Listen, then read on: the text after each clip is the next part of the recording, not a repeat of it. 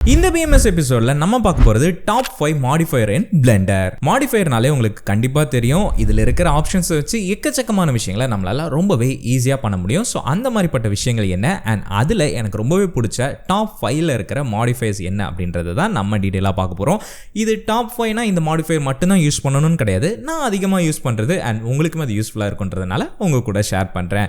And நீங்க இந்த மாதிரி யூஸ்ஃபுல்லான வீடியோஸை மிஸ் பண்ணாம பார்க்க மறக்காம சப்ஸ்கிரைப் பண்ணிக்கோங்க. ஸோ முதல்ல இருக்கிற மாடிஃபயர் சப்டிவிஷனை பொறுத்த வரைக்கும் இங்க இருக்கு பாத்தீங்களா இந்த பாக்ஸஸ். ஸோ இந்த மாதிரி ஒரு பாக்ஸை தான் டிவிஷன்ஸ் சொல்றாங்க. அந்த சப்டிவிஷன்ஸை அதிகப்படுத்தும் போது தான் நமக்கு ஒரு ஸ்மூத்தான ஒரு அழகான 3D மாடல் நமக்கு அந்த இடத்துல கிடைக்கும். ஸோ அதை ஒரு மாடிஃபயர்னால நம்மளால ஈஸியா அச்சீவ் பண்ண முடியும். அது எப்படின்னா ஆப்ஜெக்டை செலக்ட் பண்ணி மாடிஃபயருக்குள்ள போனதுக்கு அப்புறமா நீங்க ஜஸ்ட் சப்டிவிஷனை சர்ச் பண்ணலாம். இல்லைன்னா அதில் உள்ள போயிட்டீங்க அப்படின்னா உங்களுக்கு ஜென்ரேட் இருக்கு பார்த்தீங்களா, அதுக்குள்ளே இருக்கு சப்டிவிஷன் சர்ஃபேஸ் இருக்கும். அதை நீங்கள் கிளிக் பண்ணிக்கலாம். கிளிக் பண்ணோன்னா உங்களுக்கு பாருங்க உங்களுக்கு அதிகமான பாக்ஸஸ் தெரியும். இதில் நீங்கள் கவனிக்க வேண்டிய ஒரு விஷயம் என்னன்னா, இங்கே பாருங்க லெவல்ஸ் வியூ போர்ட், அதாவது வியூ போர்ட்டில் இருக்கிற லெவல் என்ன, ரெண்டரில் இருக்கிற லெவல் என்ன அப்படின்னு காமிக்குது. ரெண்டரில் உங்களுக்கு இன்னுமே ஸ்மூத்தாக தெரியும், பட் வியூ போர்ட்டில் கொஞ்சம் கம்மியாக தெரியும். பிகாஸ் நமக்கு ஒர்க் பண்ண ஈஸியாக இருக்குன்றதுக்காக அப்படி வச்சிருக்காங்க. ஓகேங்களா, இது நீங்கள் இன்னும் இன்க்ரீஸ் பண்ணிங்க அப்படின்னா உங்களுக்கு இந்த மாதிரி தெரியும். இது நீங்கள் இன்னும் ஸ்மூத் பண்ணணும்னா தாராளம் பண்ணலாம். ஜஸ்ட் நீங்கள் ரைட் கிளிக் பண்ணி ஷேட் ஸ்மூத் கொடுத்தா போதும், நல்லாவே ஒரு ஸ்மூத்தான ஒரு அவுட்புட் உங்களால் எடுத்துகிட்டு வர முடியும்.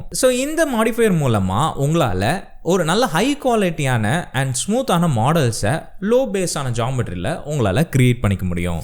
அடுத்ததாக எனக்கு பிடிச்ச மாடிஃபயர் என்னென்னா மிரர் மாடிஃபயர் தான். உங்களுக்கு அந்த பேரில் இருக்கிற மாதிரியே அது ஒரு மிரராக உங்களுக்கு செயல்படும். இப்போ ஜென்ரேட்குள்ளே போயிட்டு மிரரை நீங்கள் அப்ளை பண்ணிட்டீங்க அப்படின்னா இதை நான் ஒய்க்கு சேஞ்ச் பண்ணிக்கிறேன். இங்கே என்ன ஆகுது அப்படின்னு பாருங்கள், நான் இங்கே இதை ஒரு ஃபேஸை நான் செலக்ட் பண்ணி மூவ் பண்ணுறேன். இங்கே பாருங்கள் எனக்கு ஆப்போசிட்லேயும் அதே மாதிரியான ஒரு எஃபெக்ட் கிடைக்குது. ஓகேங்களா, இப்போ உங்களுக்கு அண்டர்ஸ்டாண்ட் ஆயிருக்கும்னு நினைக்கிறேன். ஸோ நீங்கள் ஒரு ஆக்ஷன் பண்ணும்போது இன்னொரு சைட்லையும் அதே மாதிரியான ஆக்ஷன் உங்களுக்கு ரிஃப்ளெக்ட் ஆகும். அது உங்களுக்கு எப்படியாப்பட்ட உங்களுக்கு ஆக்ஷன்ஸ் வேணுமோ, அதாவது எப்படிப்பட்ட ஆக்சஸில் வேணுமோ நீங்கள் அதை செட் பண்ணி நீங்கள் அந்த மாதிரியான மாடல்ஸை கிரியேட் பண்ணிக்கலாம். ஸோ இது உங்களுக்கு மெயினாக மாடலிங்கில் ரொம்பவே ஹெல்ப்ஃபுல்லாக இருக்கும். ஸோ ஒரு சைடை மட்டும் நீங்கள் ஃபோக்கஸ் பண்ணி மாடல் பண்ணிட்டு போயிட்டு இருந்தாலே போதும். அடுத்ததான் எனக்கு பிடிச்ச மாடிஃபயர் அரே மாடிஃபயர் தான். ஸோ அரேன்றது ஒன்றும் இல்லை, உங்களுக்கு இப்போ ஒரு ஆப்ஜெக்டாக இருக்குது பார்த்தீங்களா. ஸோ இந்த ஆப்ஜெக்டை மல்டிபிள் ஆப்ஜெக்ட்ஸாக உங்களுக்கு அது மல்டிப்ளை பண்ணி கொடுக்கும். ஸோ அது மூலமாக நல்ல ஒரு மோஷன் கிராஃபிக்ஸ் இல்லைனா ஒரு நல்ல ஒரு ஃபங்கியான அனிமேஷன்ஸை உங்களால் க்ரியேட் பண்ண முடியும். ஃபார் எக்ஸாம்பிள் இங்கே போயிட்டு அரேவை நான் செலக்ட் பண்ணிக்கிறேன். செலக்ட் பண்ணிட்டேன்னு பார்த்தீங்கன்னா எனக்கு இங்கே ஒரு ஆப்ஜெக்ட் இருந்தது, இங்கே 2 ஆப்ஜெக்டாக மாறிடுச்சு. நான் இது இன்க்ரீஸ் பண்ணும்போது எனக்கு இங்கே பாருங்கள் எக்கச்சக்கமான ஆப்ஜெக்ட்ஸ் என்னால் இங்கே க்ரியேட் பண்ணிக்க முடியும்.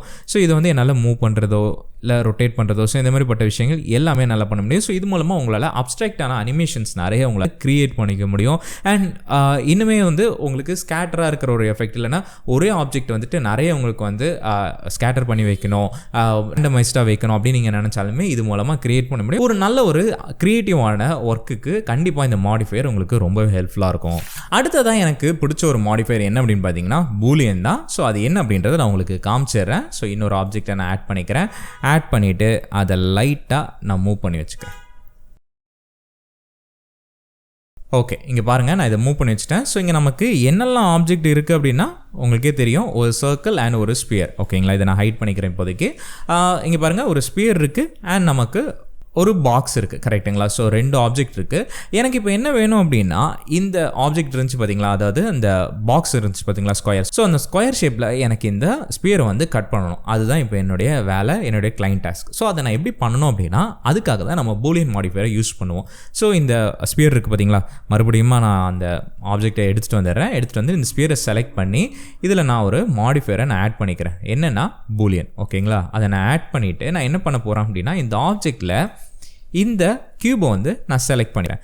இங்கே பாருங்கள் உங்களுக்கு இங்கே ஏதோ ஒரு டிஃப்ரெண்ட்டாக நடந்த மாதிரி ஒரு வித்தியாசம் தெரிஞ்சிருக்கும். ஸோ இப்போ இந்த ஸ்பியரை அதாவது இந்த கியூப் நான் ஹைட் பண்ணிட்டேன் அப்படின்னா உங்களுக்கே தெரிஞ்சிருக்கும். ஸோ இது இன்ஃபோகிராஃபிக்ஸ்க்கோ இல்லை அப்படின்னா நிறைய விஷயங்களுக்கு ஒரு 3Dயில் நீங்கள் ஹார்ட் சர்ஃபேஸ் மாடலிங் பண்ணுறீங்க, அது கரெக்டாக உங்களுக்கு கட் பண்ணணும், கரெக்டான சென்டிமீட்டரில் இருக்கணும். ஸோ இந்த மாதிரி ஃபிக்ஸ் பண்ணுற மாதிரி பட்ட மாடல்ஸாக இருக்கலாம். ஸோ இந்த மாதிரிப்பட்ட இடங்களில் நீங்கள் தாராளமாக இந்த பூலியனை யூஸ் பண்ணலாம். ரொம்பவே ஹெல்ப்ஃபுல்லாக இருக்கும் அண்ட் ரொம்பவே அக்யூரேட்டான ஒரு கட்டை உங்களுக்கு கொடுக்கும். ஸோ கண்டிப்பாக அதை ட்ரை பண்ணி பாருங்கள். கடைசியாக நம்ம பார்க்க போகிற மாடிஃபயர் நமக்கு அது ஆல்ரெடி நார்மல் டூலாகவே இருக்குது, பட் டூலை தாண்டியுமே நம்ம அது ஒரு மாடிஃபயராகவும் யூஸ் பண்ணலாம். அதுதான் பெவல். ஸோ இங்கே நான் ஜெனரேட்குள்ளே போயிட்டு பெவல் இருக்குது பார்த்தீங்களா, அதை நான் செலக்ட் பண்ணிக்கிறேன். செலக்ட் பண்ணிட்டு நீங்கள் ஒரு எடிட்டில் போயிட்டு அங்கே போய் நீங்கள் பெவலை ஆட் பண்ணுறதுக்கு நீங்கள் இங்கேயே கூட தாராளமாக ஆட் பண்ணிக்கலாம். பிகாஸ் இங்கே உங்களுக்கு இன்னுமே நிறைய ஆப்ஷன்ஸ் வந்து லைவாக இருக்கும். உங்களுக்கே தெரியும், அதை நம்ம டூலில் போய் நம்ம பண்ணும்போது திடீர்னு அந்த ஆப்ஷன்ஸ் மறைஞ்சிரும். ஸோ அதை திருப்பி ஃபாலோ பண்ணி பண்ணுறது ரொம்பவே கஷ்டமாக இருக்கும். அதே நேரம் நீங்கள் இந்த மாதிரி ஆட் பண்ணிட்டீங்க அப்படின்னா உங்களுக்கு ரொம்பவே யூஸ்ஃபுல்லாக இருக்கும்.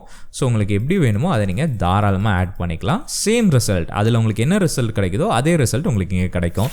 அண்ட் இதே மாதிரி எக்கச்சக்கமான மாடிஃபையர்ஸ் இதுக்குள்ளே இருக்குது. அண்ட் இது மூலமாக நீங்கள் நிறைய விஷயங்களை க்ரியேட் பண்ண முடியும். ரொம்பவே க்ரியேட்டிவான விஷயங்களை உங்களால் க்ரியேட் பண்ண முடியும். ஸோ கண்டிப்பாக அதில் இருக்கிற மாடிஃபைஸை நீங்களும் ட்ரை பண்ணி பாருங்கள். அண்ட் அதே மாதிரி இந்த வீடியோ உங்களுக்கு ரொம்பவே ஹெல்ப்ஃபுல்லாக இருந்திருக்கும். லைக் மாடிஃபையர், எனக்கு பிடிச்ச மாடிஃபைஸை நான் உங்களுக்கு ஷேர் பண்ணிட்டேன். உங்களுக்கு என்ன மாடிஃபைஸ் பிடிக்கும், நீங்கள் என்ன அதிகமாக யூஸ் பண்ணிட்டு இருக்கீங்கன்றதை மறக்காமல் கமெண்ட் பண்ணிடுங்க. அண்ட் இதே மாதிரி நாளைக்கு நம்மளுடைய பிளெண்டர் மினி சீரிஸில் என்ன எபிசோட் வரப்போகுதுன்றதை மிஸ் பண்ணாமல் பார்க்க மறக்காமல் சப்ஸ்கிரைப் பண்ணி பெல் நோட்டிஃபிகேஷனை எனேபிள் பண்ணி வச்சுக்கோங்க. நாளைக்கு நான் உங்களை சந்திக்கிறேன். அடுத்த பதிவில் பேசுவோம். அதுவரை உங்கள் AB.